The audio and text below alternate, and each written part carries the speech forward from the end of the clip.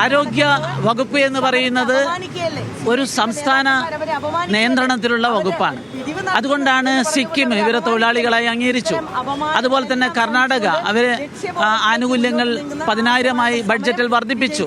പല സംസ്ഥാനങ്ങളും അങ്ങനെ നിലപാട് സ്വീകരിച്ചിട്ടുണ്ട്. അങ്ങനെ ഒരു പരിമിതിയുണ്ട്. ഇത് ഒരു സംസ്ഥാന ലിസ്റ്റിൽ പെടുന്ന വകുപ്പാണ് ആരോഗ്യവകുപ്പ്.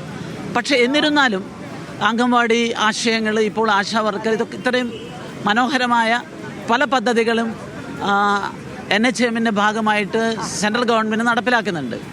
ഈ വിഷയത്തിൽ സുരേഷ് ഗോപിയുടെ ഇടപെടലിൻ്റെയൊക്കെ ഭാഗമായിട്ട് ആരോഗ്യമന്ത്രി നദ്ദാജി പറഞ്ഞത് ഇവരുടെ ആനുകൂല്യം ഇൻസെൻറ്റീവ് വർദ്ധിപ്പിക്കുമെന്ന് തന്നെയാണ്. വളരെ ഗൗരവതരമായിട്ടുള്ള ആലോചനകൾ കേന്ദ്രത്തിൽ നടക്കുന്നുണ്ട്.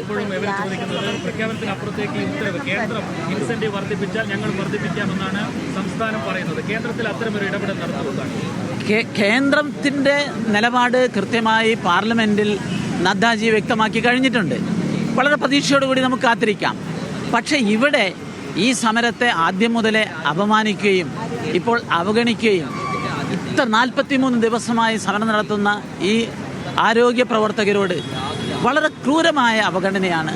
ഒരു രാഷ്ട്രീയ പാർട്ടിക്ക് ചേരാത്ത, ജനാധിപത്യത്തിൻ്റെ മര്യാദയ്ക്ക് ചേരാത്ത പണിയാണ് പിണറായി വിജയനും ആരോഗ്യമന്ത്രിയും ചെയ്യുന്നത്.